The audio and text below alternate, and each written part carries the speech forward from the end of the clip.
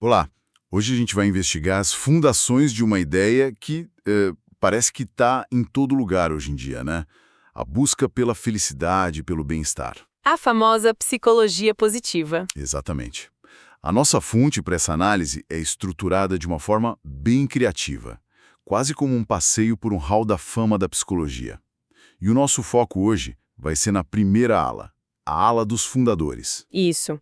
E a missão aqui é entender as figuras e as ideias que, lá entre o final do século XIX e a década de 70, basicamente desenharam o mapa que a gente usa até hoje para falar de realização pessoal. E o mais interessante, O curioso é que vamos ver como conceitos que parecem super modernos, tipo encontrar seu propósito, têm raízes muito, mas muito profundas. essa é a promessa então, conectar esses pontos e entender como uma ideia se transforma num movimento. Vamos começar esse passeio. Nossa primeira parada é diante de uma figura assim imponente, William James. A fonte o chama de pai da psicologia moderna. Um nome de peso. Com certeza. Ele atuou ali na virada do século XX e, embora seja famoso por muitas coisas, a fonte aponta para uma contribuição bem específica para a nossa conversa aqui. O que é fascinante no James é que ele não escreveu um manual, sabe? Tipo como ser feliz. A contribuição dele foi algo muito mais sutil e, talvez por isso mesmo, mais poderosa. Ele foi um dos primeiros a argumentar de forma bem sistemática que o caminho para a felicidade não era a busca pela felicidade em si, mas sim a construção de uma vida que tenha significado. Opa, peraí.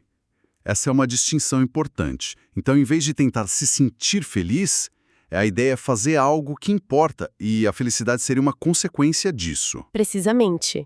Ele inverteu a equação toda. A felicidade para o James não é o alvo, sabe?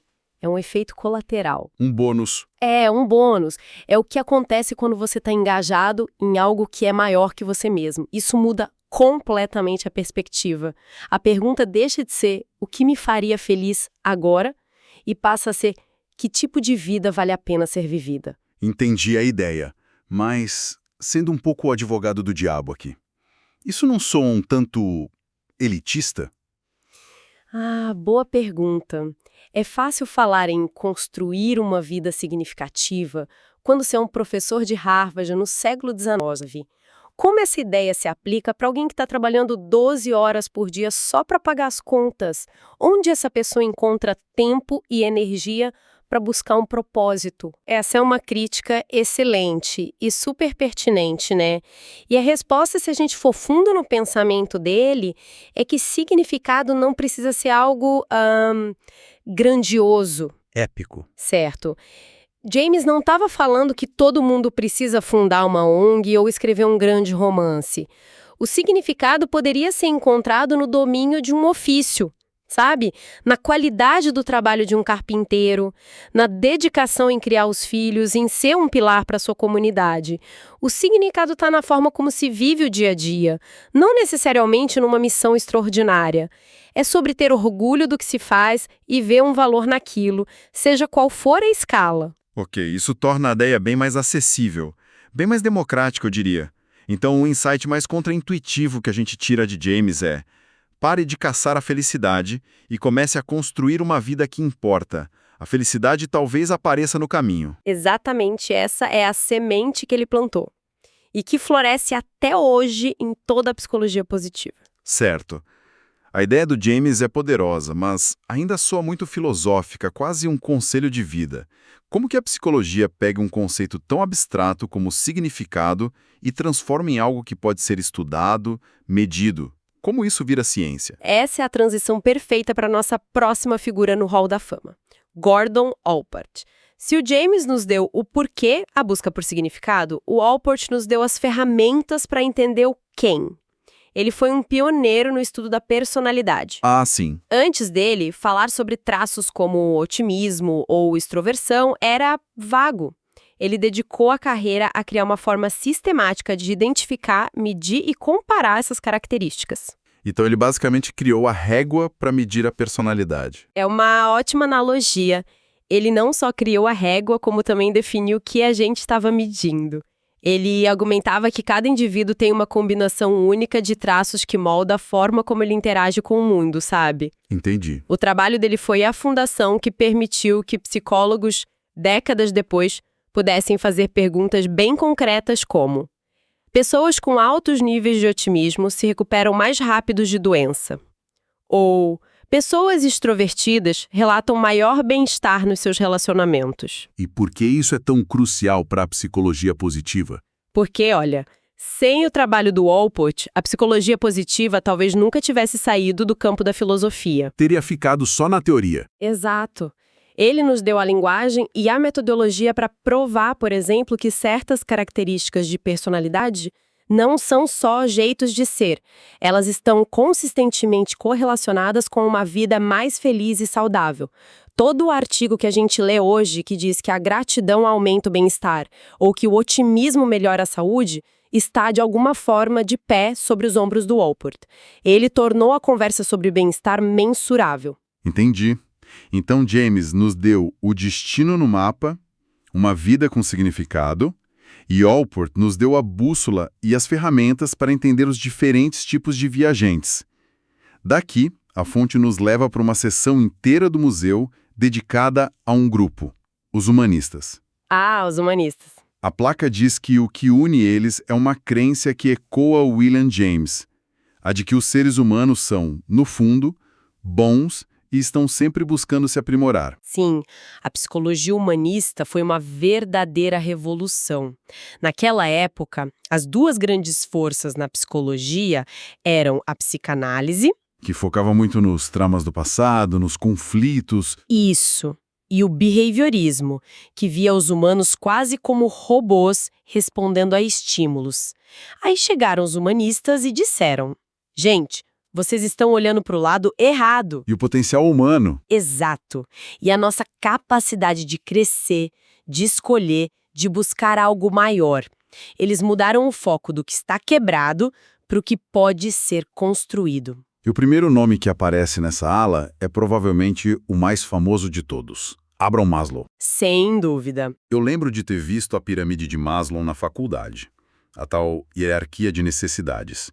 Mas eu sempre achei que era só sobre, necessidades básicas. Comida, teto, segurança. Nunca pensei nela como um mapa para o bem-estar. Como funciona essa transição do ter o que comer para o ser a minha melhor versão? Essa é a interpretação mais comum e também a mais incompleta da pirâmide. O Maslow não via aquilo como uma lista de compras que você vai ticando, sabe? Não é um checklist? Não. Ele via como um processo de desenvolvimento, um mapa para o crescimento. A ideia central é que você não consegue se preocupar com as necessidades do topo se as da base não estiverem minimamente seguras. É difícil pensar em poesia e autoexpressão se você não sabe onde vai dormir à noite. Faz todo sentido, é uma questão de prioridades. E de segurança estão atendidas, surgem as necessidades de pertencimento e amor, de se conectar com outros. Depois, a necessidade de estima, ser respeitado e se respeitar. Mas o que é revolucionário é o que está no topo. Depois que tudo isso está no lugar, surge uma nova fome, uma nova motivação, a autorrealização. E o que é exatamente a autorrealização? É um termo que a gente ouve bastante, mas... A autorrealização é o impulso para se tornar tudo o que se é capaz de se tornar. É fechar o vão entre o seu potencial e a sua realidade. Para o Maslow, não era sobre perfeição, mas sobre um processo contínuo de crescimento, de usar seus talentos, de viver de forma autêntica e plena. É o destino final da jornada que a pirâmide descreve. Essa ideia de autorrealização parece algo bem complexo, talvez mais para adultos que já têm a vida mais estruturada. Como isso se aplicaria a uma criança ou a um adolescente? Eles também têm essa necessidade? Ótima pergunta. E ela nos leva direto para a próxima figura da ala humanista, uma psicóloga do desenvolvimento chamada Charlotte Malakowski-Bioler. Ela foi uma das primeiras a olhar para essa ideia de autorrealização no contexto da infância. A visão dela é que as crianças já nascem com esse impulso. Como assim? A curiosidade, a criatividade, a vontade de aprender, tudo isso são manifestações precoces da busca pela autorrealização. Se elas já nascem com isso, o que acontece no meio do caminho? Por que tantos adultos se sentem tão distantes desse potencial? Buhler identificou um conflito fundamental. Ela percebeu que, para satisfazer necessidades mais básicas, como a de aprovação dos pais ou de pertencer ao grupo da escola, a criança muitas vezes aprende a suprimir seus impulsos mais autênticos. Pode dar um exemplo mais concreto? Claro! Pensa numa criança de 5 anos, que adora pintar de forma caótica, misturando todas as cores, criando uma bagunça vibrante no papel. Essa é a criatividade dela na forma mais pura. Certo, imagino a cena. Mas aí, na escola, o professor só elogia os desenhos que ficam dentro da linha, que usam as cores certas. Aos poucos, essa criança pode aprender que a sua expressão autêntica é errada e que, para ganhar aprovação, ela precisa se conformar. É uma troca sutil, ela abre mão de um pedaço da sua autorrealização em troca de aceitação.